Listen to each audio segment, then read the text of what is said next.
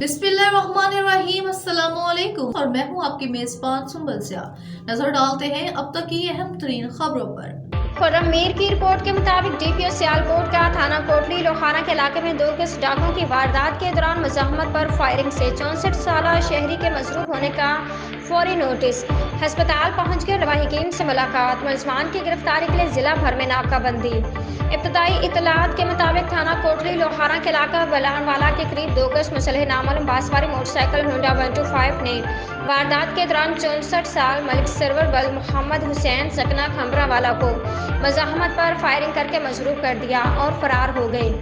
इतला मिलने पर डीपीओ सियालकोट राना उमर फारूक ने फौरी नोटिस लेते हुए मुलजमान की गिरफ्तारी के लिए शहर भर में स्पेशल टीमें तश्कील देकर नाकाबंदी करवा दी।